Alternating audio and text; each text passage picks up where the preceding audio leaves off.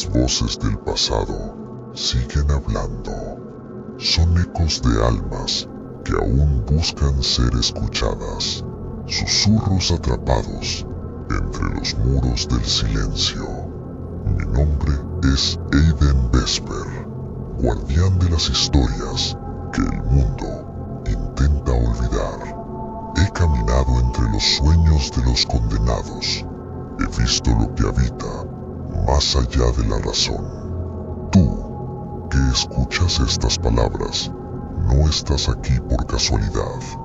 Las sombras te han traído hasta mí, y una vez que escuchas su llamado, ya no hay regreso.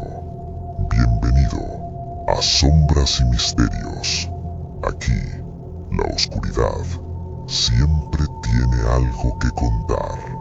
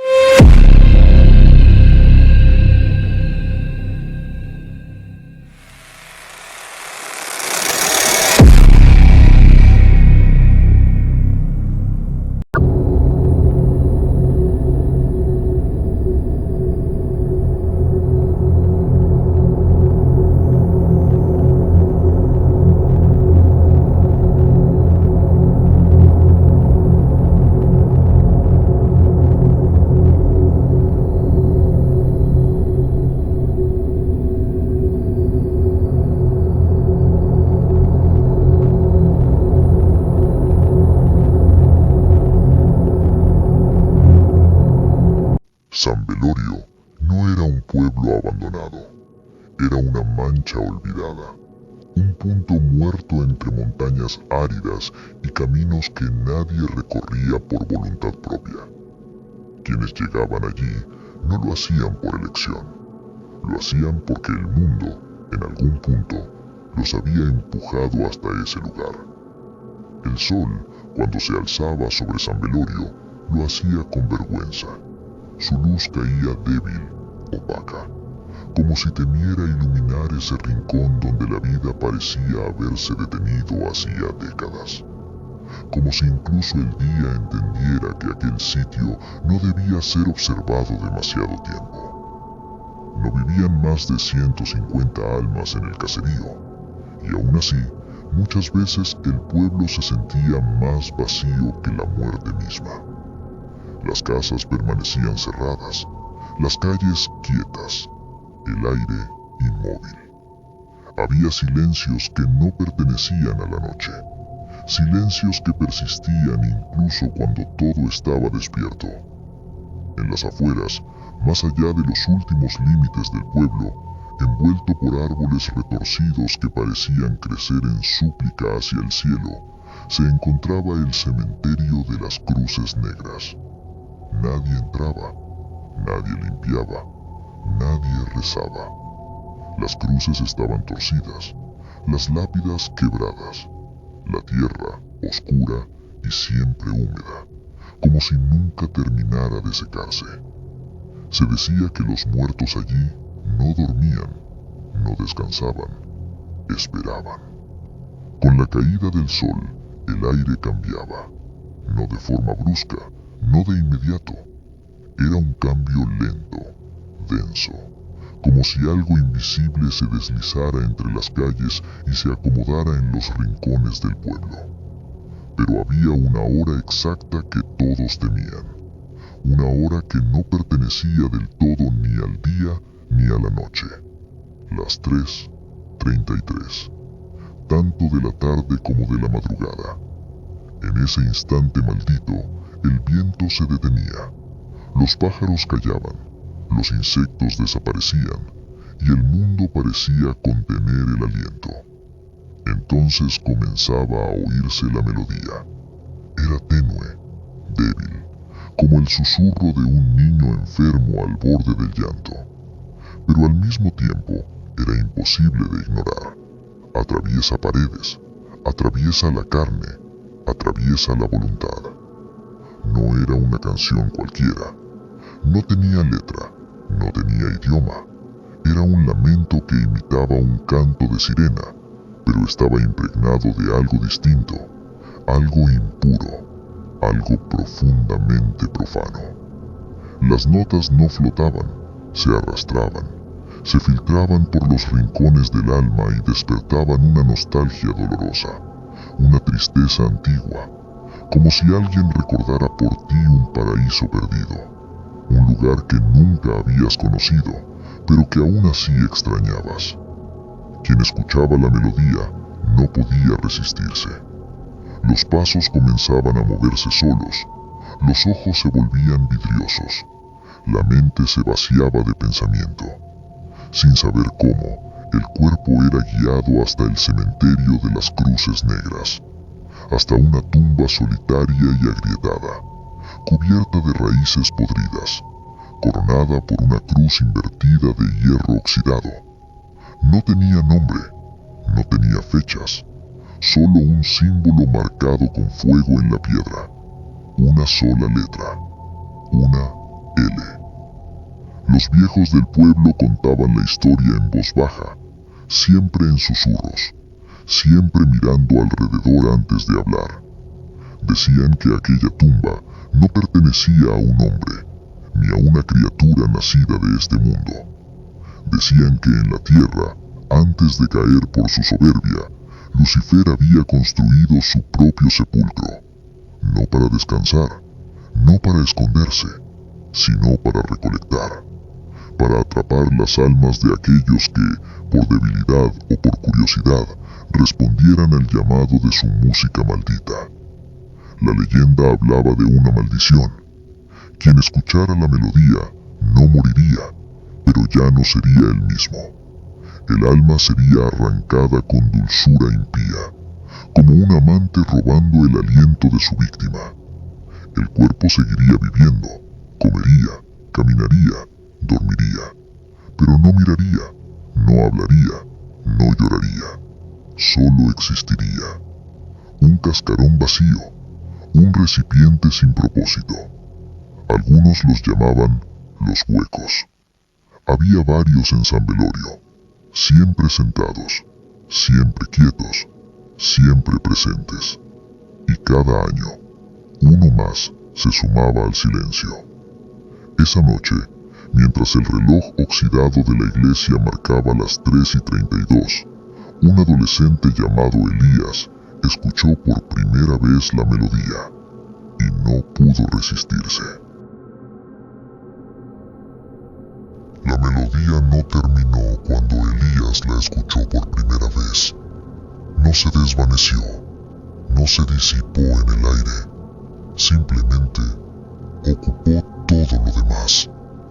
Elías no supo en qué momento exacto dejó de oír el crujido de la madera bajo sus botas, ni cuándo el aullido del perro flaco que solía rondar la plaza se apagó por completo. Un sonido tras otro fue desapareciendo, hasta que no quedó nada, nada, excepto la música, dulce como miel podrida, espesa, antigua. Flotaba en el aire como un perfume olvidado, denso y persistente, imposible de ignorar una vez respirado. Estaba solo en su habitación cuando la escuchó, por primera vez. La casa dormía, sus padres dormían. El reloj de la pared vibraba con cada segundo, marcando el paso del tiempo con una insistencia enfermiza. Cuando las agujas señalaron las 3:33, el mundo pareció detenerse. El aire se volvió pesado, la noche inmóvil. Entonces, la música se coló por la rendija de la ventana. No entró de golpe, se deslizó, como una criatura hecha de humo y pena, infiltrándose lentamente en el cuarto, envolviendo las paredes, el techo, el cuerpo inmóvil de Elías. Elías se levantó sin pensarlo. No hubo duda, No hubo resistencia. Sus movimientos eran torpes, desarticulados, como si su cuerpo ya no le perteneciera del todo. Atravesó la sala en silencio. Abrió la puerta con una lentitud extraña, aunque no recordaba haberla cerrado. Afuera, el aire de la madrugada era gélido.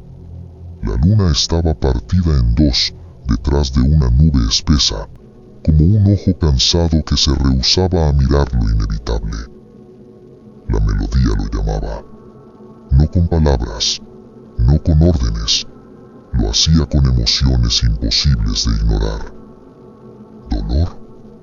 Sí, pero también consuelo, como si algo, al otro lado de esa voz musical, comprendiera todo lo que Elías sufría, todo lo que callaba, todo lo que lo hacía sentirse ajeno incluso entre los suyos.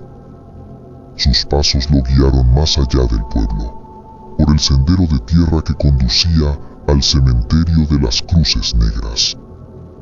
Las ramas secas de los árboles parecían moverse con vida propia. Se inclinaban, se estiraban, trataban de aferrarse a su ropa, tal vez para advertirle, tal vez para retenerlo, tal vez para no dejarlo volver jamás. El portón oxidado apareció ante él. Nadie lo abría desde hacía años, pero esa noche crujió con facilidad, como si hubiera estado aguardando su llegada. Dentro del cementerio, la música era más fuerte, más clara, más hermosa y al mismo tiempo más terrible. Elías avanzó entre tumbas deshechas, entre lápidas rotas, entre nichos que habían sido abiertos desde dentro. Y entonces la vio, la tumba sin nombre. La cruz invertida brillaba con un calor imposible, como si el hierro ardiera con brasas invisibles. La tierra temblaba en oleadas suaves. No era un temblor violento, era rítmico, como si algo respirara debajo. El símbolo grabado en la piedra, una L con astas, palpitaba, latía, como un corazón vivo enterrado bajo siglos de tierra. Elías cayó de rodillas sin darse cuenta. Las lágrimas descendieron por su rostro sin dolor, sin causa. Abrió la boca, como si fuera a cantar junto a la melodía, pero no emitió sonido alguno. Entonces, ocurrió. Una sombra emergió, no de la tumba, de su propia espalda. Una figura alargada y delgada se desprendió de él como una piel oscura. Sus brazos parecían cuerdas negras. No tenía rostro, solo un hueco donde debería haber una boca. Y de allí nacía la melodía. Una nota sostenida, aguda, penetrante. Elías gritó, pero nadie en San Velorio escuchó. Su alma fue arrancada sin violencia, separada con cuidado, como quien retira un pétalo sin romperlo. No hubo lucha, no hubo sangre, solo ausencia. Cuando la figura se desvaneció dentro de la tumba, llevándose su esencia, el cuerpo de Elías se puso de pie. Sus ojos ya no brillaban. La luz se había ido. Su boca se curvó en una sonrisa rota, forzada, incorrecta, y comenzó a caminar de regreso al pueblo. Mientras tanto, en el interior de la tumba, algo abrió los ojos, algo que no era humano, algo que estaba esperando por siglos. El cuerpo de Elías regresó al pueblo antes que el amanecer. Caminó por calles vacías, atravesó sombras conocidas, pasó frente a casas que aún dormían. Nada lo detuvo. Horas después, En el interior de una de esas casas, Catalina despertó sobresaltada. Su cuerpo estaba empapado de sudor, su respiración agitada. El aire en la habitación olía a tierra podrida. No era una sensación, no era una impresión, era real. El hedor le raspó la garganta como si hubiera dormido dentro de una fosa abierta, como si la noche hubiera dejado algo enterrado bajo las sábanas. Se incorporó lentamente. El silencio de la casa era demasiado profundo. Pronunció el nombre de su hijo en voz baja. Esperó una respuesta. No hubo nada. Se calzó las pantuflas. El piso crujió bajo sus pies, seco y quebradizo, como huesos al romperse. Bajó las escaleras sin encender la luz, guiada más por el miedo que por la vista. Afuera, el reloj oxidado de la iglesia marcaba las 4:11 de la madrugada. Demasiado tarde para estar despierto, demasiado temprano para sentirse vivo. La puerta principal estaba abierta. Eso no tenía sentido. El patio estaba inmóvil, pero el columpio viejo se balanceaba lentamente. No había viento. Nunca lo había a esa hora. Un nudo se formó en el estómago de Catalina. No era preocupación, era algo más antiguo. Un miedo primitivo, de esos que no se piensan, solo se reconocen. Algo andaba mal. Algo no encajaba con este mundo. Entró a la cocina. Elías estaba allí, sentado en la penumbra, de espaldas, con la cabeza ladeada en un ángulo incorrecto. La camisa estaba empapada de barro, las uñas manchadas de sangre seca. El olor que emanaba de su cuerpo era insoportable. Humedad, tierra removida, carne rancia. Había algo en su silueta que no pertenecía a un ser humano. Cuando Catalina avanzó un paso, la cabeza de Elías giró lentamente. El movimiento fue acompañado por un crujido grotesco, como ramas secas rompiéndose una contra otra. Entonces ella vio sus ojos. No había emoción en ellos, ni calor, ni rabia, ni pena, solo un abismo opaco, vacío, y al mismo tiempo lleno de algo que no debía existir. Catalina retrocedió un paso sin darse cuenta. El sueño reciente cruzó su mente. Un recuerdo borroso del cementerio, de una tumba abierta, de un hijo que no regresaba. El rostro de Elías intentó formar una sonrisa, pero falló. La piel se estiró más de lo debido. La comisura se rasgó. Sangre espesa descendió por su barbilla. El cuerpo no reaccionó, no parpadeó, no mostró dolor. Cuando habló, la voz no le pertenecía. No era la de un hijo. Era como si algo antiguo y burlón hablara desde el interior de su garganta, como si sus cuerdas vocales fueran utilizadas como un instrumento ajeno. Catalina dio otro paso atrás. Chocó con la mesa. Los cubiertos cayeron al suelo con estrépito, rompiendo el silencio. Entonces Elías se puso de pie. El movimiento fue antinatural, rígido, como un insecto forzado a caminar con huesos humanos. Las rodillas estaban raspadas, los pies cubiertos de tierra negra. Cada paso dejaba una huella húmeda en el piso. Catalina intentó entender, intentó encontrar sentido. No lo logró. El silencio se volvió absoluto. Y entonces ocurrió. El cuerpo de Elías se dobló hacia adelante. De su boca brotó una bocanada de tierra oscura, lodo espeso, raíces putrefactas. El olor inundó la cocina, a tumba abierta, a cadáver sin bendición. Catalina gritó, intentó huir, no pudo. Algo la mantenía allí. El cuerpo de Elías levantó una mano lentamente y llevó un dedo hasta los labios. En ese instante, la melodía se filtró.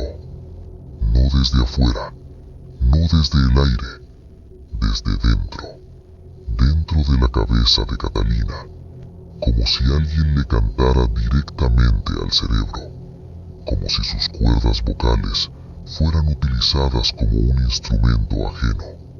Cayó de rodillas, se tapó los oídos.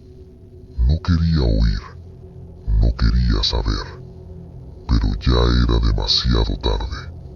En su mente se formó una imagen, la tumba, la cruz invertida, la letra ardiendo en la piedra, la L, y bajo la tierra, algo despierto. Cuando levantó la vista, la cocina estaba vacía. Elías ya no estaba allí. Solo quedaban las huellas de tierra, el vómito oscuro y un aire congelado por algo que no tenía derecho a existir en este mundo. Esa noche, Catalina comprendió la verdad. Su hijo había muerto sin morir, y lo que caminaba en su casa no era él, pero la casa no volvió a estar en silencio, porque desde ese momento, cada rincón parecía escuchar, y en algún lugar, bajo la cruz invertida, la tumba volvió a cantar, más suave, más paciente, como si ahora supiera que ya no estaba sola.